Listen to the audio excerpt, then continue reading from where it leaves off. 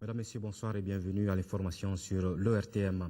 C'est ce samedi que s'ouvre à Yokohama, au Japon, la 5e conférence internationale de Tokyo sur le développement de l'Afrique, TICAD 5. Plusieurs chefs d'État et de gouvernement africains ainsi que les autorités japonaises vont débattre 3 jours durant du thème main dans la main avec une Afrique plus dynamique. En marge des travaux, le président de la République a participé aujourd'hui à la réception de bienvenue offerte par le Premier ministre japonais et le maire de la ville de Yokohama. Envoyés spéciaux au Japon, Sidiki Dambélé, Idrissa Traoré. Yokohama, 150 km de Tokyo, 3,7 millions d'habitants. C'est cette ville japonaise qui abrite cette année la 5e conférence internationale de Tokyo sur le développement de l'Afrique, TICAD 5.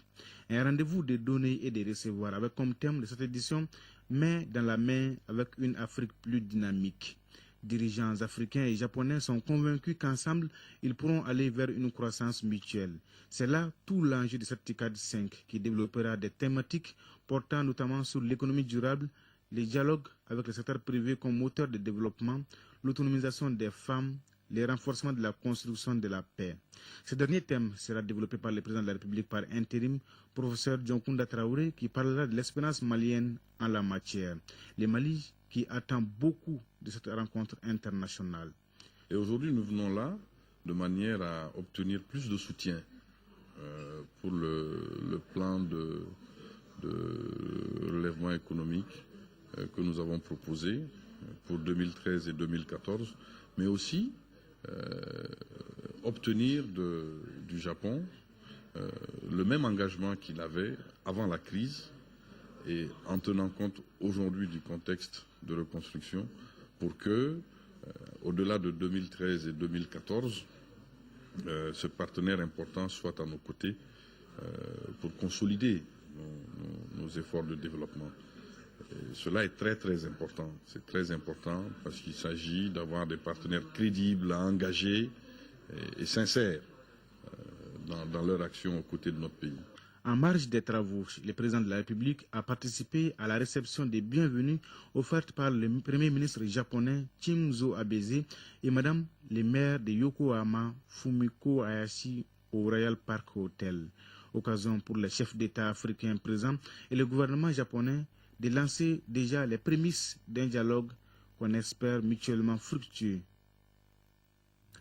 La Suisse est avec le Mali dans tous les domaines d'activité possibles et partage la position des autorités nationales sur l'indivisibilité de notre pays. Le secrétaire d'État aux Affaires étrangères suisse s'est longuement entretenu ce matin avec le Premier ministre Diango Sissoko. Yves Rossier a également déclaré la reprise imminente de l'aide budgétaire avec les collectivités locales, le soutien au dialogue dans la préparation des futures élections. Nous écoutons le secrétaire d'État aux Affaires étrangères suisse. À sa sortie d'audience, il est au micro de Bourama Traoré. Nous avons passé en revue l'ensemble du travail que la Suisse fait avec le Mali et avec les Maliens. Vous savez que c'est un travail qui va de l'aide humanitaire à l'aide budgétaire, le travail avec l'État. Je crois que le plus important aujourd'hui, et puis c'était là aussi un des nombreux points sur lesquels nous partageons une même appréciation de la situation avec le Premier ministre, c'est l'importance d'un bon fonctionnement de l'État malien, l'État qui protège, qui rassure, qui reconstruit. C'est pour ça que nous travaillons, nous allons reprendre l'aide budgétaire sectorielle avec les collectivités locales. La Suisse est avec le Mali dans tous les domaines de l'activité possible. Nous avons une analyse de la situation, particulièrement aujourd'hui, qui concorde totalement avec le Premier ministre, l'importance des élections, l'importance de l'intégrité territoriale du Mali, de la démocratie, d'un État libre qui est prospère, et puis enfin d'un État où chaque population, chaque collectivité a sa place. La Suisse est une amie du Mali, est une amie des Maliens, et elle va maintenir cet engagement et puis l'accroître encore à l'avenir. Justement, à l'issue d'une session de 2 jours sur le programme d'appui aux communes urbaines du Mali, une signature de convention entre la coopération suisse et le Mali vient d'être établie. Le coût budgétaire de ce financement s'élève à plus de 44 milliards de francs CFA. Ce programme qui intervient dans des domaines comme la santé ou l'éducation couvre les communes urbaines de Bamako, Kay, Sikasso, Ségou, Mopti, Tombouctou et Koutiala. Reportage de Garibou Perou. Plus de 44 milliards et demi de francs CFA, c'est l'appui apporté au Mali par le Conseil fédéral suisse à travers la direction du développement de la Banque mondiale. Dans cet accord signé entre la partie suisse et malienne, la Banque mondiale intervient à hauteur de 35 milliards de francs CFA et la Suisse 9,6 milliards de francs CFA. Ce financement procède à la mise en œuvre du programme d'appui aux communes urbaines du Mali. Il est la volonté et l'engagement de la Suisse à accompagner les efforts du gouvernement malien dans ses actions de réforme de l'État. Cette décentralisation est très importante parce que c'est seulement en décentralisant que vous permettez à toute la diversité d'un pays de se donner la place de se réaliser. Il faut cette marge de manœuvre, il faut cette capacité d'action, il faut aussi cette écoute. Et alors vous aurez fait ce Mali que vous attendez, que nous attendons aussi. C'est pourquoi nous avons signé cet accord. Ce programme touche l'axe majeur de la stratégie de développement socio-économique du Mali. On peut déjà ainsi affirmer, et sans risque de se tromper, que le programme national d'appui aux collectivités territoriales a eu un partenaire privilégié.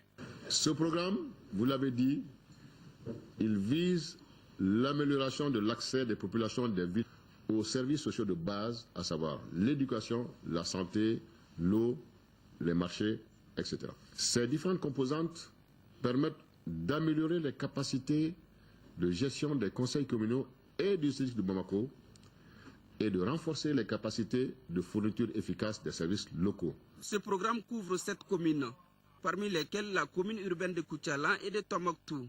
Le démarrage effectif des travaux de ce programme est prévu très prochainement. Il présente plusieurs composantes, entre autres l'amélioration, le renforcement, le suivi et l'évaluation des activités des communes urbaines du Mali. La coopération entre le Mali et la Suisse est très ancienne.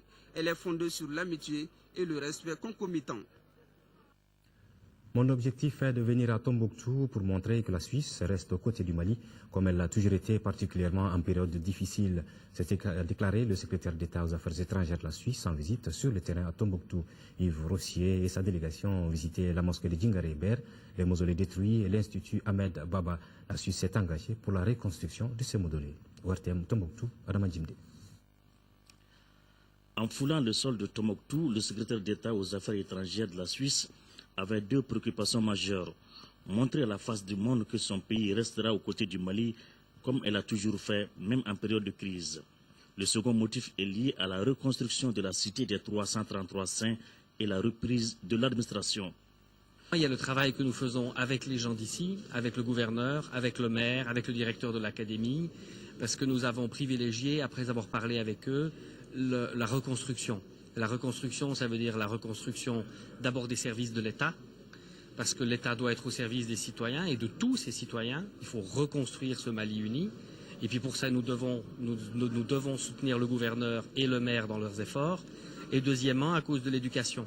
Cet engagement de la Suisse pour le Mali démontre l'exemplarité des relations entre nos 2 pays. Le Mali et la Suisse ont d'excellentes relations qui sont basées sur la confiance, qui sont basées sur l'amitié et qui sont basées sur la solidarité. Vous venez de voir la visite du secrétaire d'État aux Affaires étrangères qui ne s'est pas contenté de rencontrer les autorités à Bamako, qui a voulu se déplacer à Tombouctou pour toucher du doigt la réalité. Le secrétaire d'État et la quinzaine de membres de sa délégation ont visité les mausolées détruits par les terroristes et la grande mosquée de Djingaré-Ber qui a séduit plus d'un. C'est la première fois que j'ai la chance de venir à Tombouctou.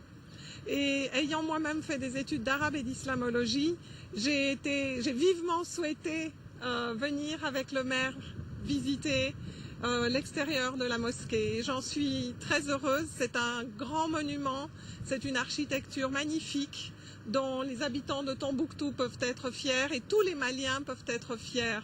À l'Institut des hautes études et de recherche islamique Ahmed Baba, la mission a pu constater la destruction de plus de 4000 manuscrits. Là, seule la solidarité internationale pourra aider à repenser la blessure. Nous allons aussi nous engager pour la reconstitution et la préservation des manuscrits. Là, je crois que c'est autre chose, parce que là, on parle d'un patrimoine culturel et historique qui n'est pas seulement du Mali. C'est un patrimoine de toute l'humanité. Avant de s'envoler, ces hautes personnalités ont eu une séance de travail avec le personnel du Comité international de la Croix-Rouge, CICR. Carnet bien rempli donc pour Yves Rossier en visite dans notre pays. 9 milliards de francs CFA, c'est le coût de la réalisation du chantier de la Corniche ici à Bamako, un chantier que le ministre des Équipements et des Transports a visité hier après-midi pour constater l'état d'avancement des travaux. Le déroulement est jugé satisfaisant. Alousseni Touré. Première étape, le chantier dit de la Corniche. Il est composé de la portion du boulevard du 22 octobre, longue de 770 mètres, en 3 fois 3 voies. Celle de l'avenue du 5 septembre aboutissant à l'échangeur multiple est longue de 550 mètres en 2 fois 2 voies. Celle de la corniche de loin la plus longue, totalisant à elle seule 1320 mètres en 2 fois 2 voies. La voie de la cité ministérielle, longue de 550 mètres, linéaire, et la voie est-ouest sur 660 mètres allant de la Bessiao à Malitel. Ce projet a coûté environ 9 milliards de francs CFA et est financé par la BOAD à hauteur de 84%, le reste étant pris en charge par l'État malien. Ces travaux de voirie, c'est surtout l'assainissement et le bébé qui compte, c'est-à-dire que le béton bitumé qui coûte cher. Donc les travaux qu'on est en train de faire, c'est ce qu'on appelle les travaux ingrats. Et compte tenu aussi qu'on a eu un temps fou pour que les concessionnaires puissent se débarrasser les voies, ça fait que c'est pour le moment le taux d'avancement en termes de, si on peut parler en termes de chiffres, n'est pas assez intéressant, mais en termes de quantité de travaux, c'est le plus dur qui est fait, et le reste maintenant, ce n'est qu'une question de un mois au plus, et vous allez voir du noir à Bamako ici. La deuxième étape de la visite a concerné le projet d'aménagement des rues 239 et 446 de l'Afiabougou. Ici, les travaux sont à 43% d'exécution pour seulement 3 semaines, alors que le chantier est prévu pour s'achever en 4 mois. Coût total du projet, 237 millions exécutés par l'entreprise Citru. On constate fort heureusement que les chantiers se déroulent normalement. On est en train d'accélérer, on voit que le tempo s'est amélioré considérablement. Et par rapport à ce chantier qui est un chantier nouveau, d'ailleurs, on constate fort heureusement qu'on est même en avance. 2 facteurs sont cités dans la justification du ralentissement des travaux: le déplacement des réseaux eau, électricité et autres fibres optiques et la saison des pluies.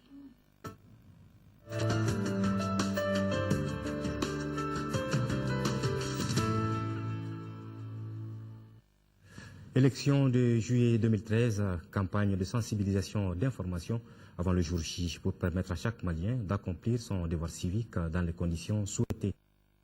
Objectif, ce sont les communicateurs traditionnels qui sont sollicités. Les membres du Récotrad étaient en effet réunis ce matin à la Maison de la Presse pour s'informer sur la carte Nina. Mohamed Diarra. Les communicateurs traditionnels sont à l'école pour se former à une meilleure distribution des cartes Nina, l'unique document qui donne droit au vote aux citoyens maliens. C'est à l'initiative du programme des Nations Unies pour le développement. 2 experts du département de l'administration territoriale ont consacré une journée pour expliquer aux communicateurs traditionnels le choix de la carte Nina, ses avantages et les conditions de remise à l'électeur. Le but est d'informer et de sensibiliser les membres du Récotrad afin qu'ils s'impliquent davantage dans la campagne de sensibilisation. Pourquoi on a mis le communicateur traditionnel vraiment devant cette mission? Parce que nous savons que les médias modernes sont incontournables aujourd'hui. En plus de l'apport de tout ce qui peut être fait par la télé et la radio et autres, nous pensons que les créneaux qui sont encore visités dans nos sociétés soient mis en œuvre, soient redynamisés, afin que le griot, le Nyamakala en général, puisse véhiculer le message que nous souhaitons. Conscients de l'enjeu des échéances à venir, les communicateurs traditionnels ont promis de jouer pleinement leur rôle, afin que les consultations électorales de 2013 soient une réussite totale. Nous sommes dans notre rôle régalien. Tout ce qui intéresse la vie de la nation, au Mali ici en particulier, et en cette période exceptionnelle qui est les élections présidentielles, le Récotrad est au début et à la fin. Avec toutes les sensibilités du Mali, inviter le peuple malien, tous ceux qui ont un âge de voter et qui ont le droit de voter, d'aller retirer leur carte Nina. Une des préoccupations des uns et des autres demeure l'augmentation du taux de participation à ces élections. La Fondation nationale pour la démocratie des États-Unis, à travers l'ONG EFFDD, appuie les femmes de Kidal à hauteur de 14 millions de francs CFA pour leur émergence politique. Cette ONG s'implique également dans l'éducation et la formation des femmes. Fatoumata Kone. À l'orée des élections présidentielles, la Fondation nationale pour la démocratie des États-Unis d'Amérique encourage les femmes leaders de la région de Kidal à participer pleinement à la vie politique du Mali. Pour ce faire, l'organisation vient de financer le projet d'appui à l'émergence politique des femmes de la région de Kidal à travers l'ONG EFAD. D'une valeur de plus de 14 millions de francs CFA, ce projet permettra de renforcer les capacités des femmes élues et leaders sur la scène politique. L'exécution du présent projet permettra aux femmes d'être loin bien outillées dans le cadre de l'animation de la vie politique, car l'histoire est marquée par plusieurs exemples de manifestations, d'actions de femmes ayant influencé positivement la décision de l'autorité politique. Le problème de représentativité des femmes se pose avec acuité à tous les niveaux. Et les femmes de Kidal ne sont représentées que dans les municipalités. Elles sont 7 conseillères sur 113 conseillers municipaux de la région. Pour rehausser ce tableau sombre, la formation des femmes reste indispensable. Cet objectif s'articulera autour des actions suivantes. L'implication des femmes dans le processus électoral et démocratique de notre pays. L'implication des femmes dans le processus de résolution des crises au niveau national et international. La maîtrise des textes relatifs à la démocratie et la loi électorale. Renforcer les capacités des femmes sur les thèmes suivants. La résolution des conflits, le rôle de la femme et la réconciliation post-conflit. Le projet d'appui à l'émergence politique des femmes concerne les femmes leaders de Kidal et de Tessalit. Il devra être exécuté dans les mois à venir. En 4e région, la région de Ségou sera fin prête pour les élections générales de 2013. L'annonce a été faite par le gouverneur Thierno Boubacar Cissé lors d'une rencontre avec les membres d'organisation des élections. Au cours de cette réunion, l'état des préparatifs du scrutin du 28 juillet a été jugé satisfaisant. Ségou, le point avec Dougou Fana Traoré. Le rythme imprimé aux préparatifs des élections générales et législatives va bien en 4e région. La presque totalité des préalables sont exécutés à la satisfaction des autorités régionales. Cette année, la région de Ségou dispose d'un peu moins d'1 million d'électeurs avec 3192 bureaux de vote répartis entre les cercles de Bariwili, Bla, Massina, Nyonon, San, Ségou et Tomia. Information de taille. Ce qui a été sur ta carte n'est pas en conformité avec la réalité. Je l'avais dit. Malgré tout, tu prends la carte.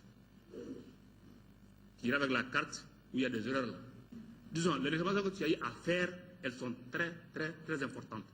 Elles vont remonter non seulement au niveau du centre de traitement pour une correction future, mais également au niveau de la DGE pour qu'on le renvoie au niveau des bureaux de vote. Là où tu vas voter, tu auras tes renseignements là-bas. Pour que tu n'aies pas de problème avec les agents des bureaux de vote. La carte NINA reste le document incontournable pour ces élections générales de 2013, même s'il est recommandé que son acquisition soit individuelle et personnelle. Il est dit aussi cette année que le chef de famille, détenteur d'un carnet de famille délivré par le maire de commune, peut enlever la carte NINA des autres membres de sa famille. Aussi, la procuration n'est délivrée qu'aux militaires au front, aux délégués de la CENI et aux agents électoraux. Après avoir visité l'ensemble des cercles, je peux confirmer aujourd'hui que la région de Ségou est prête pour, disons, les élections présidentielles de 2013, surtout en ce qui concerne la date du 28 juillet 2013. Nous avons tenu aussi à essayer à voir comment faire en sorte qu'on puisse mobiliser non seulement les électeurs, mais l'ensemble de la population autour des élections présidentielles. Il est à signaler qu'une procuration n'est valable que lorsqu'elle est signée par le sous-préfet ou le gouverneur du district de Bamako. À Ségou, 2250 villages sont retenus pour ces élections générales. Voilà, à présent, c'est quelques communiqués avant de boucler la page consacrée aux élections en images.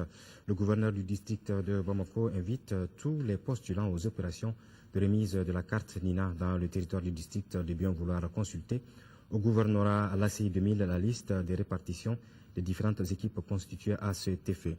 Justement, certainement, cette liste, le gouverneur du district de Bamako qui a donc l'honneur d'informer les agents retenus dans le cadre des opérations de remise de la carte NINA qu'ils doivent impérativement suivre une séance de formation selon le calendrier suivant. Commune 1, lundi 3 juin 2013 à 9h au centre multifonctionnel de Doumanzana à l'ouest du lycée Philippe Sissoko. Commune 2, dimanche 2 juin 2013 à 9h dans l'amphithéâtre de Lina. Commune 3, dimanche 2 juin 2013 à 9h au carrefour des jeunes de Bamako, commune 4, lundi 3 juin 2013 à 9h à la maison du Hadj au centre islamique de Hamdalaï, commune 5, dimanche 2 juin 2013 à 9h dans la salle de délibération de la mairie de la commune 5 et puis commune 6, lundi 3 juin 2013 à 9h à la cité des enfants à Yamakoro.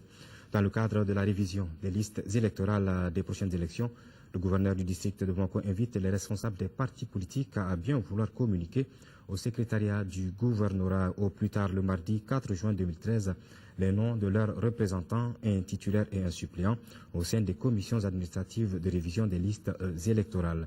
Et puis le Parti pour le développement économique et la solidarité PDS a réuni le 28 juin dernier son comité national directeur CDN.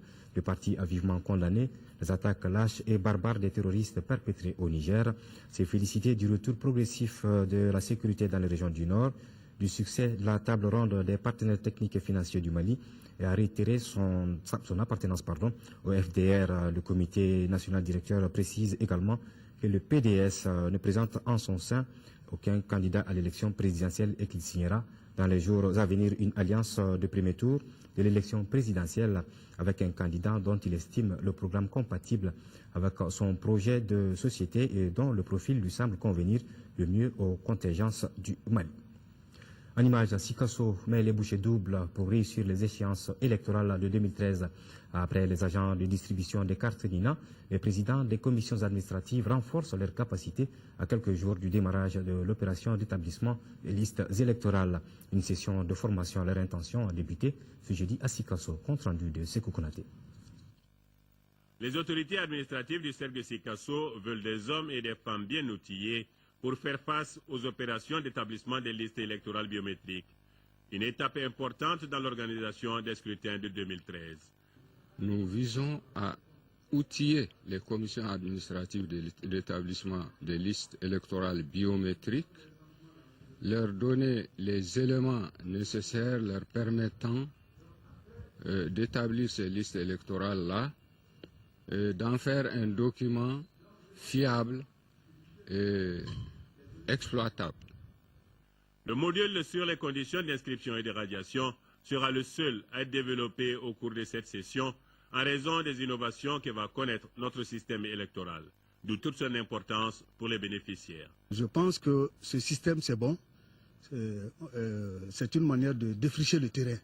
Alors quand le terrain est défriché, le mois de labourer, je crois qu'on a moins de problèmes. Et l'attente des autorités locales est forte face à cette étape. Mettre tous les électeurs qui sont dans les conditions du vote, leur donner la chance de participer au scrutin du 28 juillet prochain. C'est de dire à tout le monde de se mobiliser pour que cette élection soit une réussite.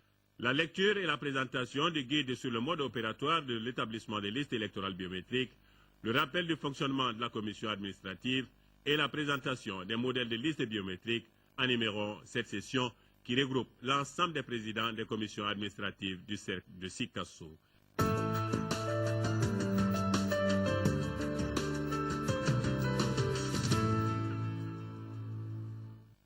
À présent, l'Organisation mondiale de la santé, OMS, et ses partenaires célèbrent aujourd'hui la journée mondiale sans tabac. C'est une initiative qui alerte le grand public sur les dangers pour la santé liés au tabagisme et défend les politiques visant à réduire efficacement la consommation du tabac. Cette année, la journée met l'accent sur l'interdiction de la publicité, la promotion et le parrainage des produits du tabac. C'est dans ce cadre qu'une conférence de presse s'est tenue ce matin au siège de l'OMS à Bamako. Aïssata Ibrahim Maïga.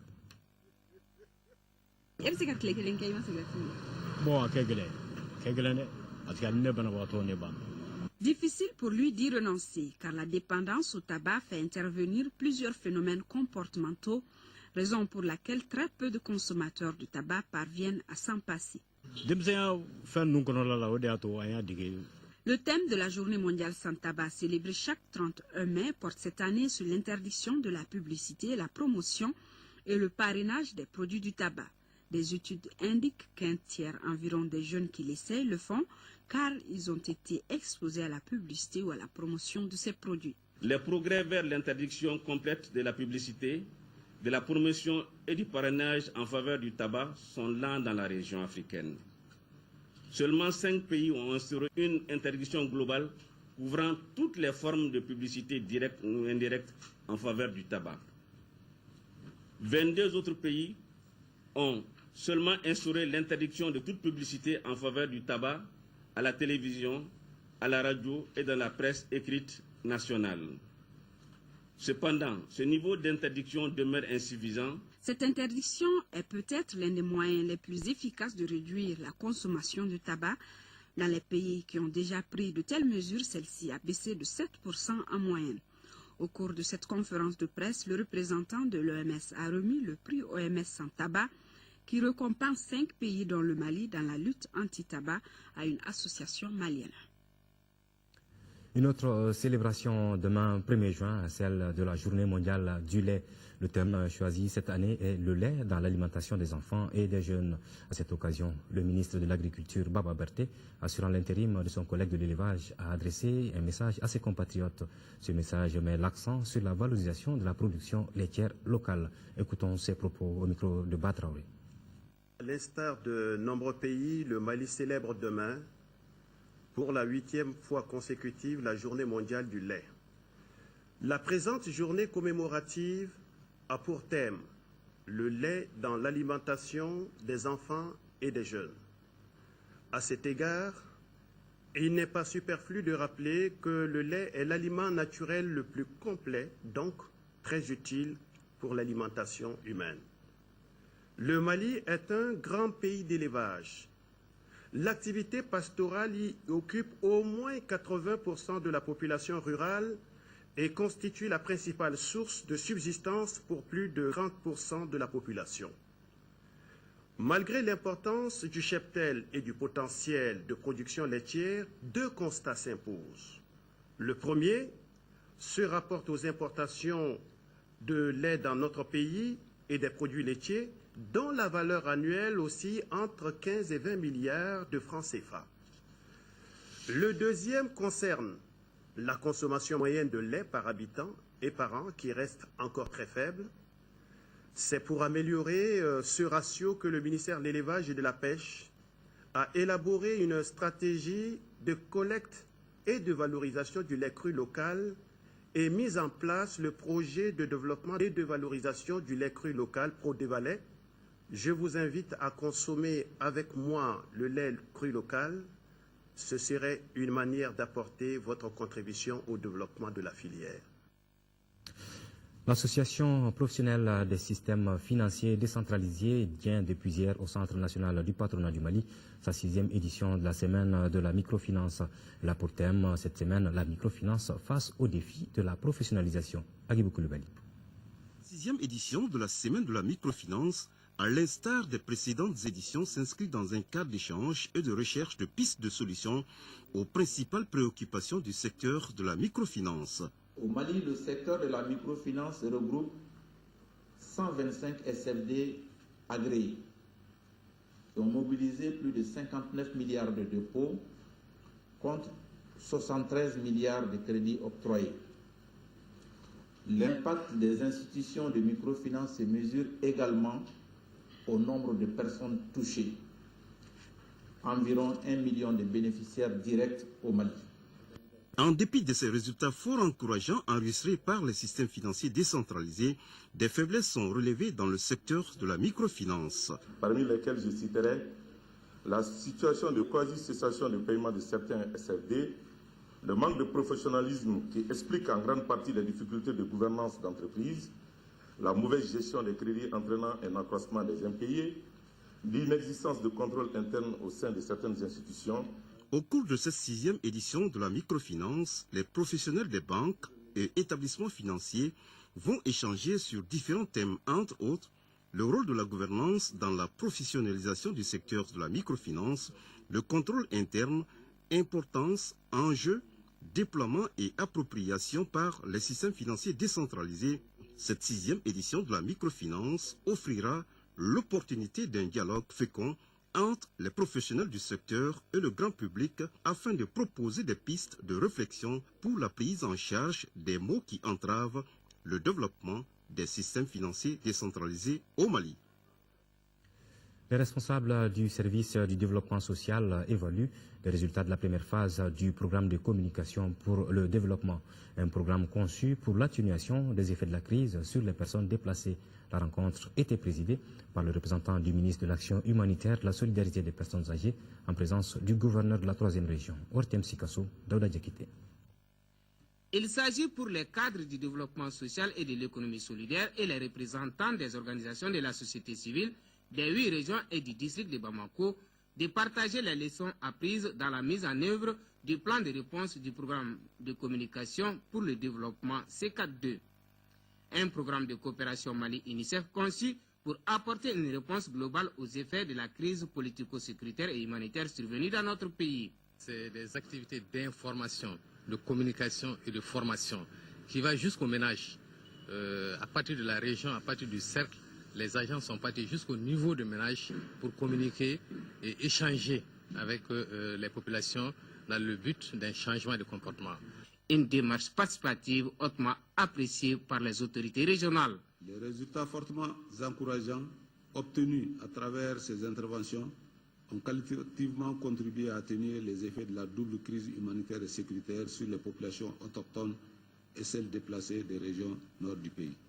Le représentant du ministre de l'Action humanitaire, de la solidarité et des personnes âgées, Ibrahima Sango, tout en saluant les résultats engagés par Sikasso dans la prise en charge des déplacés du Nord, n'a pas occulté les biens fondés du programme de communication pour le développement dans l'atténuation des souffrances des personnes déplacées. Les conclusions issues de cette rencontre multi-acteurs de Sikasso serviront de balises pour la seconde phase. Voilà, ces deux autres communiqués avant de poursuivre en images. Le 27 et 28 mai dernier se sont tenus à Dakar, au Sénégal, dans la salle de délibération du ministère des Infrastructures et des Transports, des séances de travail sous la présidence de Abdoulaye Koumaré, ministre de l'Équipement et des Transports du Mali, et Thierno Alassane Sall, ministre des Infrastructures et des Transports du Sénégal. L'objet de la rencontre a porté sur le transport terrestre en général et en particulier sur les transports ferroviaires qui pourraient contribuer à l'essor des importations et des exportations des produits divers et réduire la fréquence de sollicitation de nos infrastructures routières. Dans le domaine des transports routiers où des difficultés récurrentes sont notées sur le corridor Dakar-Bamako, les États ont convenu de faire revivre les instances de dialogue conformément au protocole d'accord relatif au transport routier actuellement en vigueur et au fonctionnement des comités nationaux de facilitation et puis d'accorder une importance accrue à la question du transport ferroviaire qui est une des solutions à la préservation du réseau routier.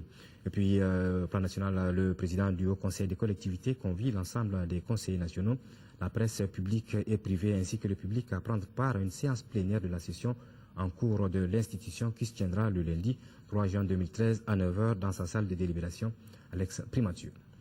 Les chercheurs du projet Ecuresus, l'éthique pour un accès équitable aux ressources humaines motivées, qualifiées et bien soutenues en Afrique francophone, font le bilan de leurs activités dans les districts sanitaires de Koro, Bankas, Dioïla, Guéné et Kolokani. Le projet a pour objectif de faciliter l'accès aux soins de santé des populations des zones les plus reculées. Pour ce faire, l'utilisation de nouvelles technologies de l'information et de la communication ont joué un rôle prépondérant dans la consultation et le diagnostic des patients. Adama Kodjo. Les 3 ans de projet ont permis aux chercheurs de consulter environ 7500 patients dans les districts sanitaires de Koro, Bankas, Dioïla, Kolokani et Djéné. La prise en charge a concerné les patients en cardiologie et les femmes enceintes pour l'échographie. Les nouvelles technologies de l'information et de communication ont joué un rôle clé dans la prise en charge des patients. Nous avons utilisé l'échographie, notamment l'échographie obstétricale, l'électrocardiographie et la téléphonie mobile pour diagnostiquer des pathologies.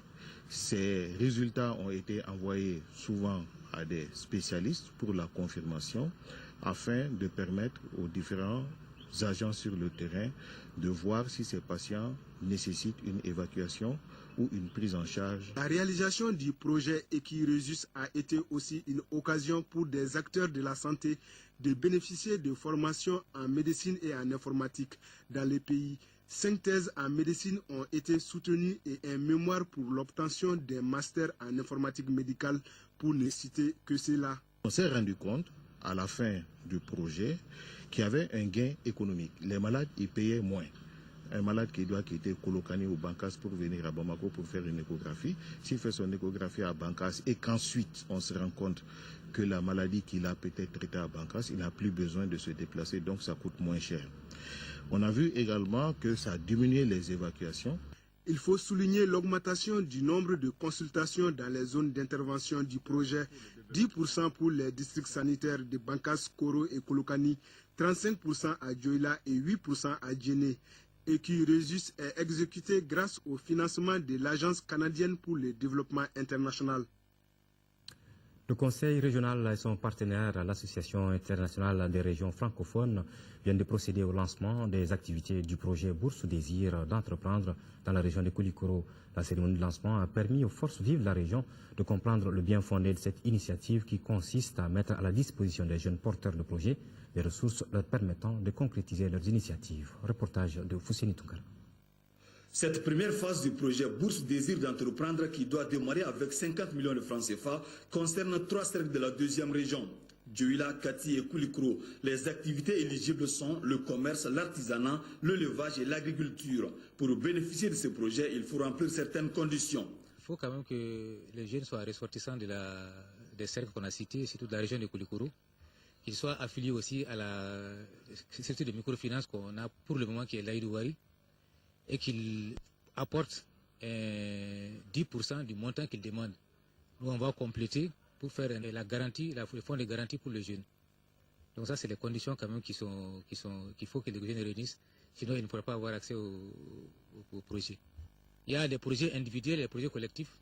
Pour le coût, il est entre 450 000 et 700 000 francs. Le Conseil régional de Koulikoro, avec son partenaire, l'Association internationale des régions francophones, souhaite à travers ce projet soutenir de manière significative le développement de l'initiative économique dans la région de Koulikoro. Cela en appuyant les porteurs d'initiatives privées ainsi que les actions collectives avec le recours à la microfinance. C'est une des réponses à la lutte contre la pauvreté, mais aussi et surtout l'employabilité des jeunes et des femmes.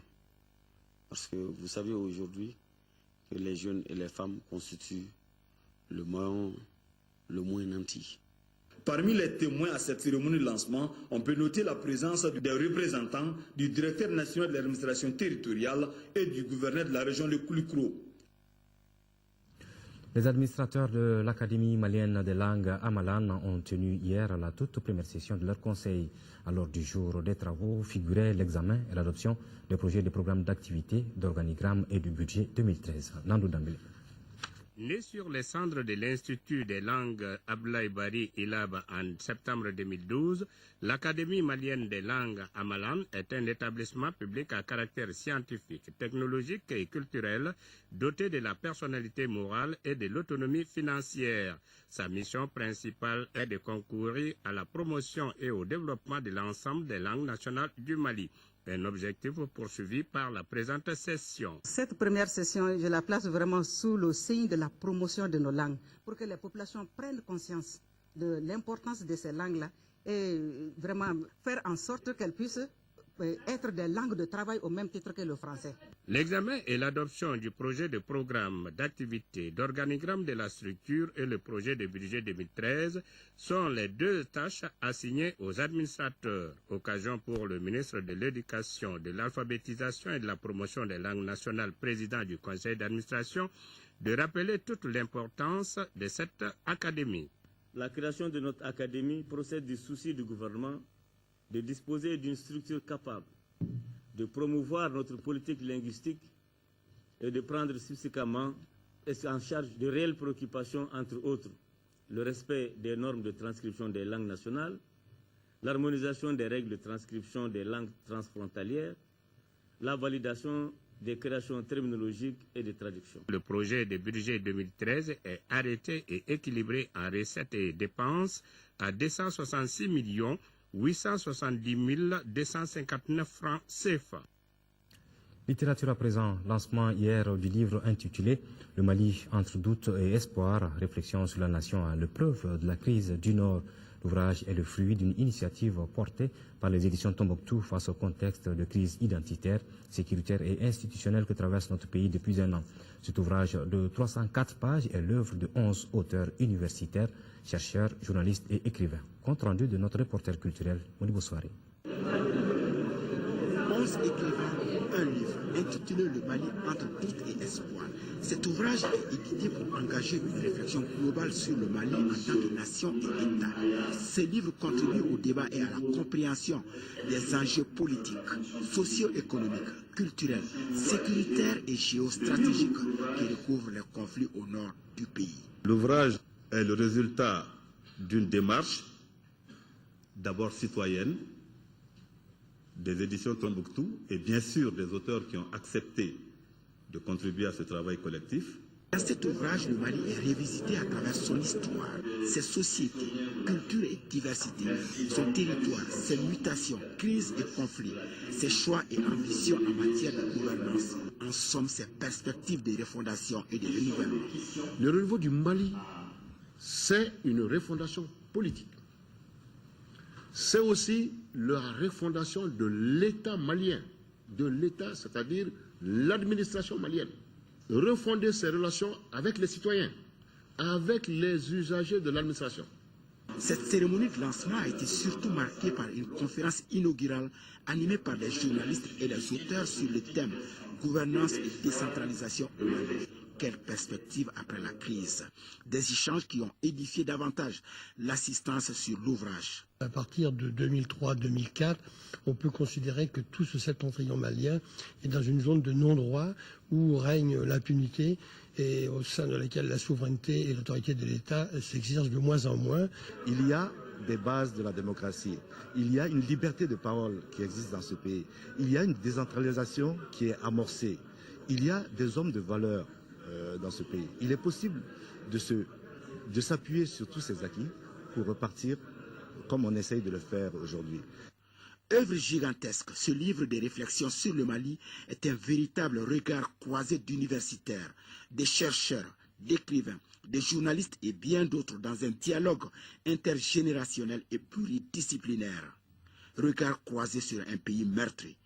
Cet ouvrage dégage les perspectives qui s'offrent à notre nation à travers l'approfondissement de la réforme de décentralisation. Projet phare du Mali démocratique, la décentralisation de nos jours a engrangé d'importants... Excuses pour la qualité quelque peu défectueuse de cet élément. Un mot de sport du rugby. La Coupe d'Afrique des Nations de rugby de 2e division démarrera dimanche à Niamey au Niger, le 15 du Mali. Détenteur du trophée de la dernière édition entend aller défendre son titre. Pour cela, les aigles rugbymen se sont bien préparés avant leur départ pour Niamey. Notre équipe de reportage dirigée par Abdul Karim Kaba a assisté à une séance d'entraînement.